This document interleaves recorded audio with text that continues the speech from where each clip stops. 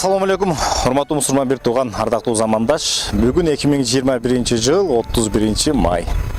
Лейлик району Исфана шаарынын босогосуна турабыз. Бүгүнкү биздин ушул Лейлик районуна болгон сапарыбыз негизинен Кыргыз-Тажик чекарасында болуп өткөн жана каргашалуу окуядан кийинки ошол жерде жабыр таткан Максат айылы, Арка айылы, Достук айылы жана башка айылдар да болмокчу. Бүгүнкү сапарыбыз эл биримдиги коому тарабынан уюштурулуп турат. Эл биримдиги коому бул негизинен чет жерде Россия жергесинде жүргөн мигранттар тарабынан уюштурулган коом. Ошонун жабыр тарткан үй бүлөлөргө аз да болсо жардам коопсунуп келип отурат. Ушул сапарда биз менен сапарлашып болуңуздар. Барыбыз чогуу көп болойлу.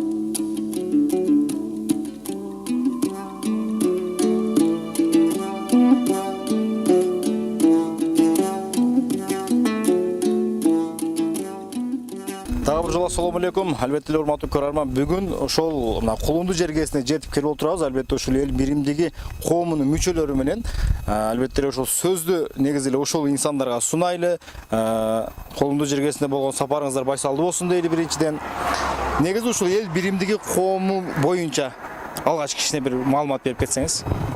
Assalamu alaikum, эл биримдиги коомунун мүчөлөрү жана аксакалдар, жаштар, эжелер мына бүгүн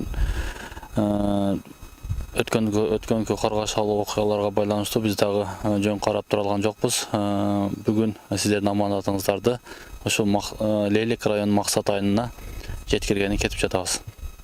Эми негизи бүгүнкү бул кылып жаткан кайрымдуулук фонду, кайрымдуулук иш-чарабыз бул реклама катары же болсо бир пиар катары эмес. Болгону мен ойлоймун, бул жерде көпчүлүк инсандар салымы болсо керек бул коомго. Ушул сиздердин берген салымыңыздарды максаттуу түрдө ошол өзүнүн дарегине толук жеткендигини гана сиздерге бир мындай маалымат катары көрсөтүү деп ойлойм. Ассаламу алейкум, кыргыз элим, баарыңыздарга амансыздарбы? Жалпы эле бул айтып кеткен сөздөргө кеңири маалымат берип кетейин. Мен 16 жылдан бери Москвада эмгектенип мигрант болуп жүрөм. Ушул кечеги Баткендеги тажик өзбек, тажик кыргыз болуп тополоң болгон көйгөйдүн аркасынан ушул кайдыгер карабай мигранттарыбыз бүт акчалай жардам берип, өздөрү кошулуп, өздөрү келесидан жүрөктөрүдөн ыйлап, өздөрү ушу жүрөктөрүдөн чыгарып, ихсан кылып берген акчаларыны аманатты тапшырабыз деп алып келдик. Жана бир жума мурун келип комиссия болуп көрүп кеткенбиз. Кудайга шүгүр, азыр барабыз. Эл катары ошол чогулган акчанын суммасыны элге баарына бирдей кылып таратып беребиз деп ушу мигранттардын демилгеси менен ушул Максат айылына сапар алып турабыз. Рахмат. Демек, бүгүнкү сапарыбыздын негизгиси бул мигранттардын акчасыны ушул жабыркаган үй бүлөгө толук жеткирип берүү. Андыктан бизден алыстабаңыздар, буйруса сиздер менен дагы экрандан көрүшөбүз. Урматтуу көрөрман, биз бүгүн ушул Кулундуга баратып, азыр эле бул жерден дагы бир биздин боордошторду көрүп калдык. Булар дагы ушу Кулундуга сапар алгандар окшойт. Ассаламу алейкум, кош келипсиздер дейли. Сиздер кайсыл жака сапар алдыңыздар, кимсиздер дегендей? Ассаламу алейкум, биз Сусамыр өрөөнүнүн кулундарыбыз. Анан ушу бизди Алланын каалоосу менен Сусамыр өрөөнүнүн ушу Баткендеги мусулман бир туугандарыбызга ушу чогулткан аманатын акчалай түрдө чогулткан, ошону жеткирип бара жатабыз, Кудай буйруса. Анан ошо жетип жанагындай ар түрлүү эмелер чыгып, элдерден чогултуп, өздөрүнө иштетип коюп аткандарды көрүп, биз ошол өз колмо-кол жеткирип берип келейли, ошо жабыр тарткан бир туугандарыбызга деп ошого сапар алып баратабыз, Алла буйруса. Анан ошо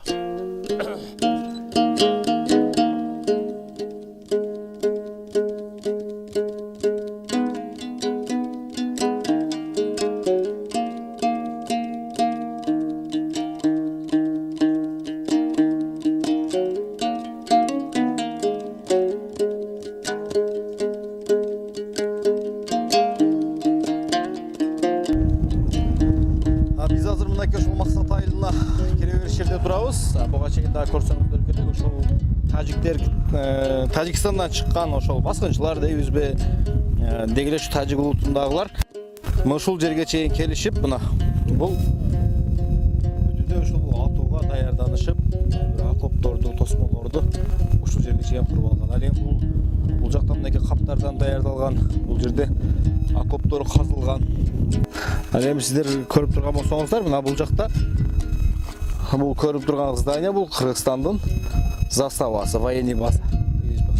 Чегара заставасы бул жак. Бул жерден дагы эле көрүнүп турат. Ошондой эле Кыргызстандан келген ар бир маршруттук каттам машина болобу жүргүнчү бул жактагы жол менен келет. Дагы ушул жерден көрүнүп турат. Бул жерде ушул Тажикстандын аскерлери кадимкидей бир позиция кармап турушкан жери.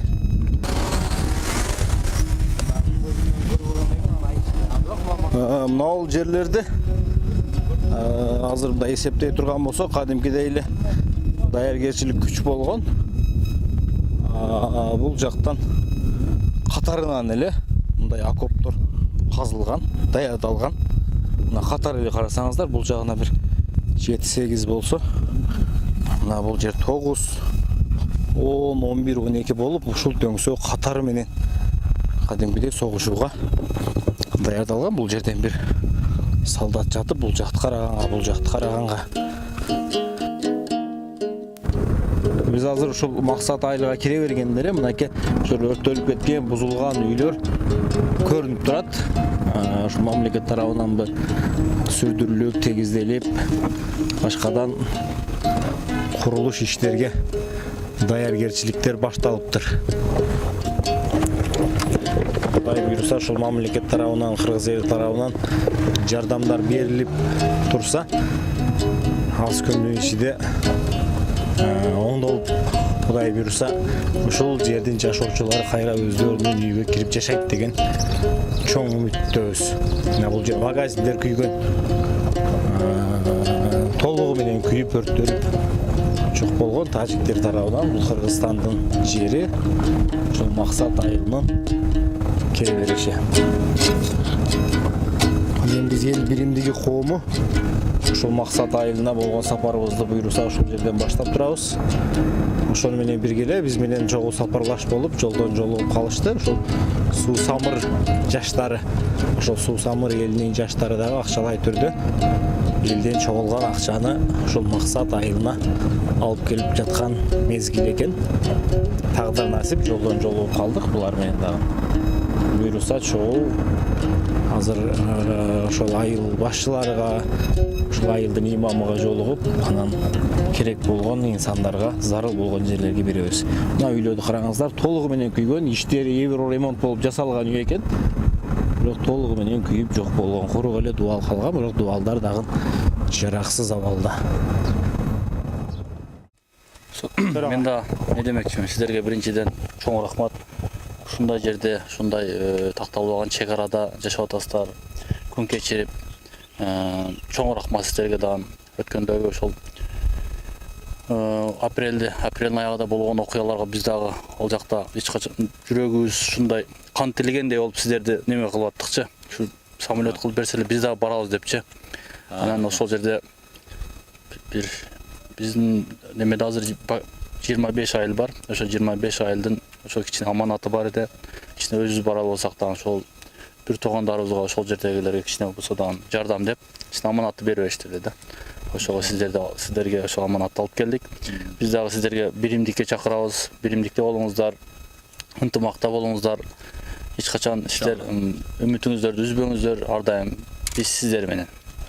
Кошуп кетчү нерсе, Суу Самырдан дагы келе жаткан өзүбүздүн кыргыз жигиттери ушу максат айылына жардам беребиз деп келе жатышыптыр. Азыр биргеликте келдик. Азыр биз сиздерден суранарыбыз, биз азыр бул жака кирип чыккыча ушул айылда бир адам калбасын, тегиз кылып адам санын айтыңыздар, бизде мына списокке түшүрүп, берген акчаны 5000ден болобу, 1000 сомдон болобу, бир да адам калбаш керек. Эле максат айылынын тургундары биз Суу Самыр өрөөнүн элинин атынан аманатты алып келип өз дарегине жеткирип берүүгө келдик. Ошо менен Кудайдын буйругу менен жолдо келатып, эл биримдиги коомдук фонду менен жолугуп калдык. Азыр адилеттүүлүк менен чогуу биргелешип, чечип, акчаларды тегиз таратканга аракет кылып атабыз. Рахмат. Рахмат, Алла разы болсын бардыгыңыздардан. Эми негизгиси эле биздики бул элге жарыя кылыш мындай эмес, элдин пулуну эми жок дегенде ошону тартып, ошол элге отчет кылам. Элдин колго тийсин. Элдин колго тийсин, ошол нерсени өздөрү көрсүн деген эле максат. Азыр биз мына Шариф ата мечитинин алдында турабыз. Жанагы балким интернеттен көрсөңүздөр керек, ушул мечитке дагы тажиктер келиптир деп.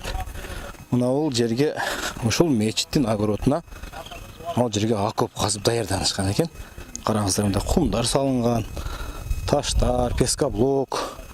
Ошол жергиликтүү тургундар бул топурак менен толтуруп, көчөттөрүн кайра жакшылап эгип коюптур. Менде бир кызык нерсе, бир кызыктай бир суроо жаралып жатат. Бул мечит Аллахтын үйү болсо, тажиктер мусулман калкы болсо, Аллахтын үйүнү бастырып алып, Аллахтын үйүнө ушундай окоп казып согушабыз деп даярдангандык канчалык деңгээлде алардын жүрөгү чыдады, мен билбейм. Дагы бир нерсе, мына ушул мечиттин ичиндеги азан айтканда колдонулган микрофондорду, ушундай аппаратураларды уурдап кетишиптир. Мына караңыздар энди. Буга мусулман адамдын, мусулман эмес адамдын дагы эле жүрөгү чыдаш кыйын болсо керек. Бирок булардын жүрөгү кандай чыдады билбейм. Бирок учурда ушул мечиттин ичи азыр жамаат толо намаз окуп аткан учур. Кыргызстандын булуң бурчунан, бул жагы Ысык көлдөн, Тоң нарындан дааватчылар келип, элди жакшылыкка үндөп, жакшылыкка чакырып 5 күнгө келишиптир. Азыр сүйлөшүп чыктык. 5 күн бул жерде даават эле кылыш эмес, ушул айылдагы болуп жаткан иш болобу, стройка болобу, ошого үйлөрдөн даярданып келип, өздөрүнүн бардык куралдарын алып келиптир. Ошол теше, ара, балта, башка. 5 күн ушул жерге келип, дааватын дагы кылып, элдин бүгүнкү күндөгү жасап жаткан стройкаларына жардам берип атат экен. Кимдин үйүнө жардамчы күч керек болсо, ушул жерден барышып, 5тен 10дон барып, жардам берип, күнүнө ушул нерсе уланып атат экен. Ошол менен бирге ибадатын дагы кылышып, бүгүн дагы азыр ичинде бир 30-40 адам бар, азыр намазга келишти. Намазын окуп, кайра ушул айылдагы болуп жаткан иштерге жардам берип атат. Мына караңыздар, бардыгы Алланын жолунда.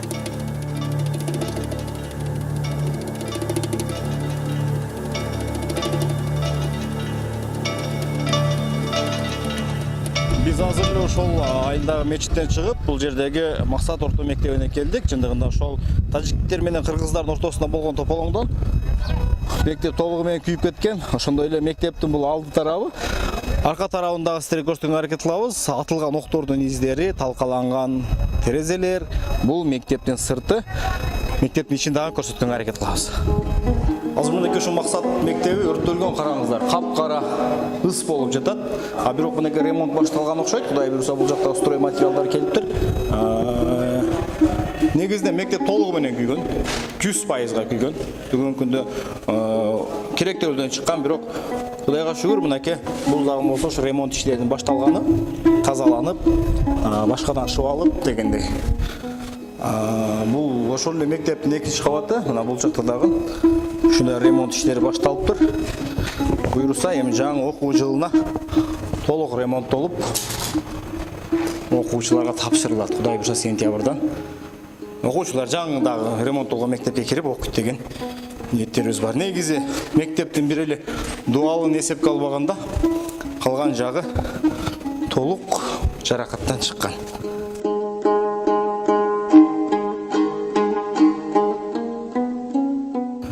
Бул жактан жетекчилерден дагы келген окшойт. Сиздер чогуу болуңуздар. Биз Россия жергесиндеги жалпы мигранттар эл билимдүү коомдо ушул граница сиздерге көмөк көрсөтөлү, жардам берели, чоңдорду эле жамандап отура бергенде биз жылыш болбойт алдыга. Биз карапайым эл өзүбүздү оңдошубуз керек деген максатта ушу демилгени көтөрүп, Баткен элинен, Баткен областынын жетекчилеринин атынан баарыңарга ыраазычылыгыбызды билдиребиз. Россия Федерациясына мигранттардын атынан келип туруп, ошол алыстан келип, баарыңыздар чогулуп, ушу элге жардам беребиз дегениңер бул бизге чоң бир колдоо булчу. Силерге чоң ыраазычылыгыбызды билдиребиз.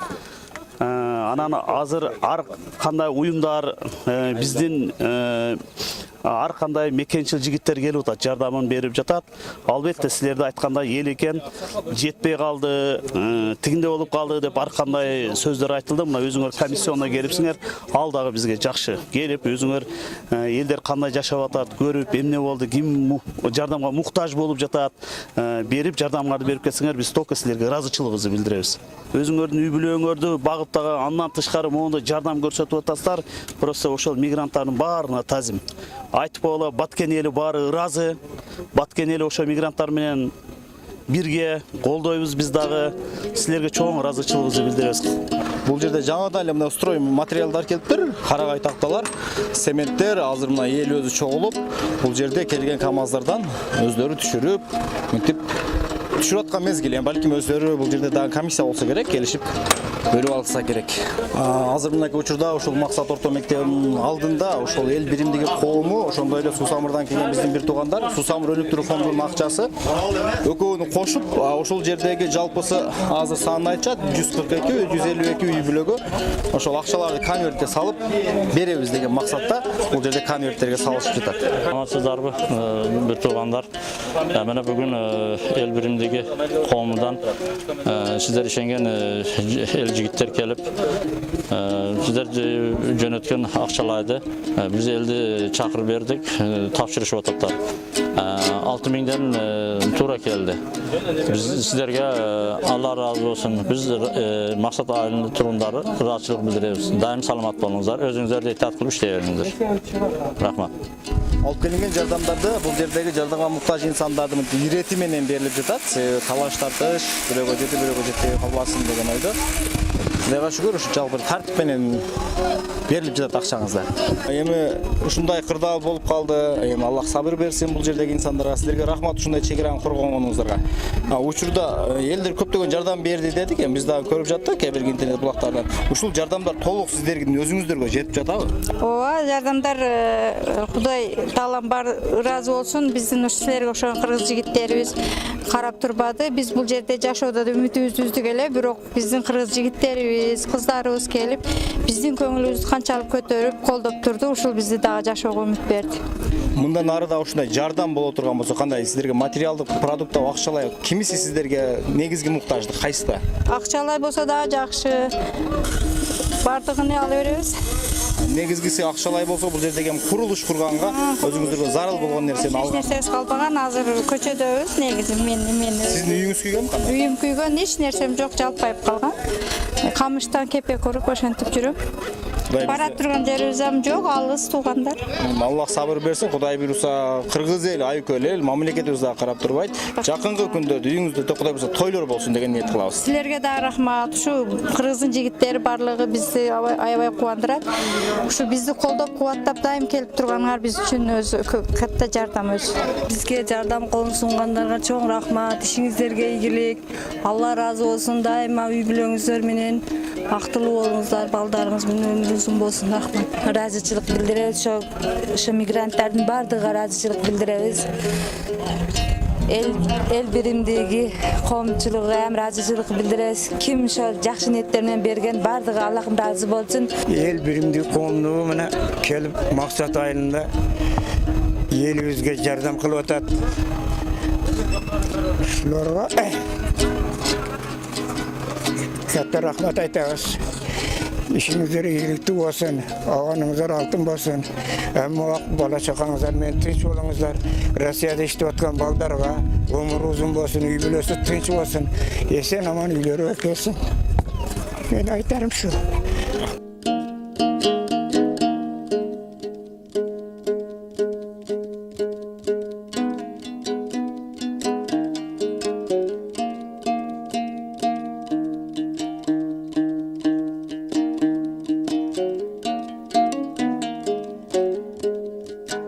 Урматтуу көрөрман, албетте бул кимдир бирөө үчүн бир сонун аскердик шаарчыдай көрүнөт.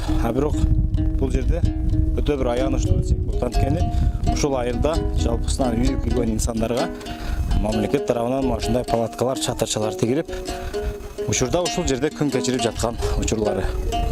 Учурда мына ушул палаткада жашап жаткан элди медицина тармагынан камсыздоо үчүн бул жерде кичинекей бир медицина кызматкерлери үчүн кичинекей оорукана даярдалыптыр дейбиз. Эми ушул иштериңиздер жакшыбы? Биринчиден? Жакшы, Кудайга шүкүр, барып дары-дармектер жетиштүү. Убагында келип турабыз. Мен өзүм барып доставка кылып турам.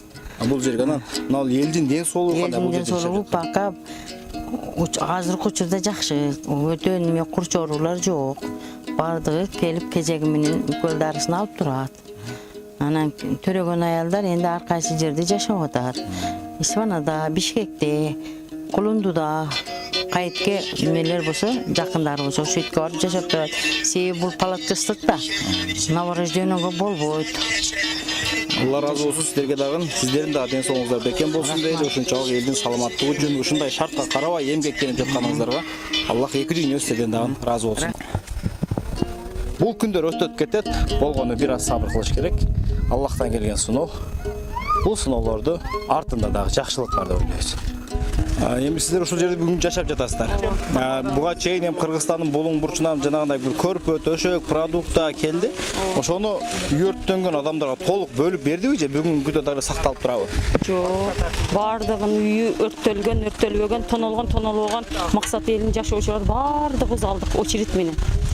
Бүттүгүнү залдын алдыга жаят, бирден барып турабыз, кол коебуз, анан чыгып кетебиз ал. Демек Кыргызстандан келген бардык жардам бүгүнкү күндө силерге бөлүнүп берилди. Урматтуу кайрымдуу инсандар, урматтуу кыргыз эли, сиздерден келген жардам бүгүнкү күндө ушул максат айылына келген жардам бардык үй бүлөгө бөлүштүрүп берилди. Демек сиздердин аманатыңыздар өз максатына жана өз дарегине жетти. Аллах разы болсун сиздерден. Ушул кылган ихсаныңыздар кыямат күнү сиздер үчүн сооп болсун. Assalamu alaikum. Ошол максат айылынын тургундары, ошо биз Россияда эл биримдиги коомун жалпы жамааты ошо сиздерге кичине жардам колун сунуш деди. Ошол жардам колуну аманатын тапшырдык. Азбы көппү ыраазы болуңуздар, сабыр кылыңыздар, биримдикте болуңуздар, ынтымактуу болуңуздар. Ар дайым биз сиздер менен. Урматтуу максат айылынын тургундары, сиздерге Кадамжай районундан Майдан өлкө өкмөтүнө караштуу Каракыштак айылдан салам айтамын. Сиздердин кайгыңыздар биздин кайгы, сиздердин кубанычыңыздар биздин кубанычыбыз. Мына Москва шаарынан эмигранттарыбыз өздөрүнүн пешене термен тапкан акчаларын сиздерге алып келип берип канча кубанычка бөлөт. Ошону менен мен өзүм Каракыштак айылынын айыл башчысы Мухаммедмар Шермаматов болом. Сиздерге дагы ушул жигиттерге кошулуп колдоп аз гана акчаларды бердим. Каракыштак элге ыраазычылык, сиздерге ысык салам. Заманыбыз тынч болсун, баарыбыз бирге болайлы. Рахмат. Экинчи белгилеп айта кете турган нерсе, биздин Кадамжай району Абсамат Масайылов айыл өкмөтү Козбай орто мектебин быйылкы бүтүрүүчү 20 жылдыктарын дагы өз салымын кошту. Ошого дагы балдардын атынан дагы сиздерге бекем күч кубат. Сиздер жалгыз эмессиздер. Кудай буйруса дайыма аманчылыкта болуп, ынтымакта бир муштум болуп жүрүштү. Бизге Алла Таала насип кылсын. Бүгүнкү күндө сиз менен биз 5-10 сомго же бир тактага, бир сементке муктаж эмеспиз. Аллага шүгүр. Аллах Таала бүт биздин маселелерди, биздин муктаждыктарды чечип берип атат. Кайсы бир жакшы инсандарды себепкер кылып. Эми бүгүнкү күндө сиз менен бизге эң зарыл тамак аштан, кийим кечеден, үй жайдан зарыл болгон нерсе ынтымак зарыл болуп атат туугандар. Ошондуктан бири-бирибизди сыйлап, урматтап, ынтымактуулугубузду, өзүбүздүн биримдүүлүгүбүздү көрсөтсөк, Кудай Таала биздин амалыбызга жараша дагы жакшы акыбалдарды, жакшы абалдарды берет. Ушул эл биримдиги коомуна ушул миграцияда жүргөн ак эмгек пешенетер кылып жүргөн агай инилерибизге же карындаштарыбызга ыраазычылык билдиребиз. Ошондой эле сиздерге салам ушул Кадамжай райондук хатибиятынын атынан Ибрахим дамылабыз. Ошондой эле бүт имам дамылалар, Кадамжай районунун имамдары, дамылалар салам айтышты. Намаздарында дуа кылып атат. Атайын жумасына бир жолу хатым Куран кылып, ушу элибиздин аманчылыгы үчүн дуа кылынып турат. Кудай кааласа, сиз менен бизден Аллах Тааланын күткөнү, Аллах Тааланын бир сиз менен бизден каалаганы ынтымак, биримдик. Бири-бирибизди сыйлап, ушундай бир жакшынакай ынтымак менен, биримдик менен бардык нерсени бир жакшылык менен чечип ала турган учур. Туугандар, саламатчылык берсин Кудайым, дайым жакшылыкта жүз көрүшөлү сиз менен биз. Россиядагы мигранттар, Кадамжай районунан келген бияк абабыздарга, айылдаштарга баарыңыздарга ыраазычылык билдиребиз. Дайым саламат болуңуздар. Сиздер ишенген жигиттер менен берген аманатыңыздарды алып келіп елде шетке жиып өздері қолдарға тапшырдылар. Bismillahirrahmanirrahim. Elhamdülillahi Rabbil alamin ve akibate lil muttaqin. Ve salatu ve selam ala Resulina sallallahu aleyhi ve sellem. Albatta tuğandar, maqtoga layık zat Allah gana. Oşol zat siz bizlerin kalağınıza qarabayla siz bizleri insan kılıp yaratıp, sizi bizleri şol yerge bir el kılıp yaratkan Allah. Bu yerge bir el bolup kalayın degen bizim kalağı yok ede, Allah'ın kalağı ede. Endi bizim yaşıyoruz bolup yatatken biz Allah'ın aldı sınavdayız bardık. Başımızda kanday iş olsun biz Allah'ın aldı sınavdayız. Peygamber sallallahu aleyhi ve sellem aytkan, yokçulukta sizler imanın ardı yoğurt koyuşunlardan korkmayın degen. Kaçan barçılık, tögünçülük bolsa imanın ardı yoğurt koyuşunlar dep korkam degen. Endi Peygamber sallallahu aleyhi ve sellem aytkan söz bil hak. Şu kaçan bir cemaat bolup toptolsa Allah Taala'nın uluktuğu bolbayla tarqalıp kelse kıyamet günü ol jiyinalış ökünüşke sebep değil. Alhamdulillah Allah Teala şunday bir jiyinizdi. Allah'ın atı menen jiyilip tarqaganızdan Allah'ın atı menen tarqaytırgan bolsak, albatta Allah Subhanahu Teala tuğandar uşul jiyinalışыбызга inşallah uluk sowaptar menen kıyamet günü özübüzge qaytarat inşallah. Elhamdülillah Rabbil alamin. Ve akibate lil muttaqin. Ve salatu ve selam ala Resulina sallallahu aleyhi ve sellem. Bir rahmetike erhamun. Абсабат Масайлов айыл өкмөтүнүн Козой атындагы орто мектеп 10 мектептин 20 жылдыктары алыш, өлагыш деп 84-төрдүн 20 жылдыгыга ихсан кылып чогулткан жардам акчабызды аманатыбызды тапшырайлы деп келдик да. Максат айылга берилди. Анан бул жерден эми биз билбесек, бул досубузга дагы айтып, суранып, ушу сиздерди алып келди да. Ошол ихсаныбызды сизге берели. Жакшы ошол 84-түн балдарга, 20 жылдыктарга жакшы бир дуаңызды берип коймойчу. Олорго да ачык катары беришибиз керек.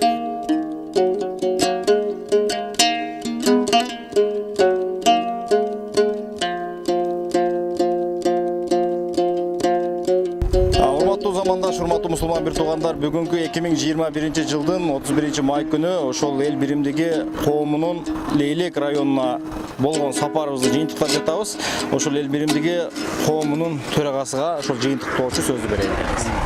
Да, бир жолу ассаламу алейкум. Эл биримдиги коомунун жамааты, аксакалдары, жаштары, эжелер, бүгүн биз сиздердин аманатыңыздарды тапшырдык.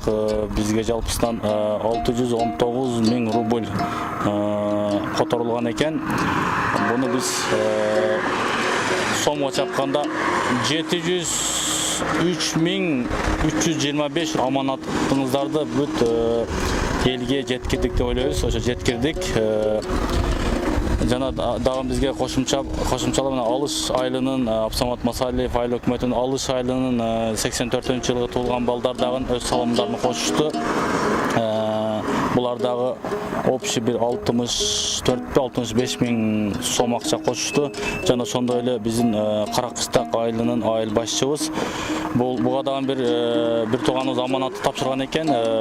35 миң бул аманаттыдан өз ээлерине жеткирдик. Ошол эмне демекчибиз, ошол Москва жеринде алыста жүрөсүздөр, сиздерге ден соолук, үй бүлөңүздөргө тынччылык, эсен аман мекениңиздерге кайтыңыздар. Алладан эмне тилесеңиздер, максатыңызга жетиңиздер. Бул жердеги айыл арка бир достук айылга келдик. Жана максат айылында бардык элдер сиздерге ыраазычылыгын айтышты. Дагы бир жолу сиздерге ошолордун атынан жана ушул жамаатыбыздын атынан бар терең ыраазычылыгыбызды айтабыз. Жана ошондой эле бизге кызмат кылып аткан мына биздин имамыбыз Айбек Дамылага, мына айыл башчыбыз Мухаммед Умар абабызга, жана ошондой эле айылдык кеңешибиздин депутаты Баймурзаев Адылбекке, жана мына Канат Сага, жана бардык ушу медиа иштерин кызмат кылып аткандар жигиттерибизге, жана ошондой эле мына биздин Майдан айылыбыздын төрагасы Болот Жамшутов Болот досубуздун адына палчаны Алмазга да чоң рахмат. Бардыңыздарга ыраазычылык айтабыз. Аллах разы болсын, ошол коомго салым кошкон инсандар, сиздердин ишиңиздерге ийгилик каалайбыз. Бул мына жерде турган эл биримдиги коому бул бир эле бул иш менен чектелбейт, бул биринчи жана акыркы иш эмес. Кудай буйруса алдыда дагы жакшы иштерибиз бар. Биз бир эле бул чөйрөккө эмес, жалпы кыргыз элинин, дүйнөнүн булуң бурчунда жүргөн жалпы кыргыздарды ушул коомго чакырабыз. 5 манжа бөлөк билек бир, 5 адам бөлөк тилек бир деген сыяктуу биз башка жакта болгонбуз, менин ниетибиз, тилегибиз бир. Жүрөгүбүз кыргыз деп согот. Аллах разы болсун. Жалпы Лейлек элинин атынан силерге терең ыраазычылык. Рахмат. Биз сапарды жыйынтайбыз.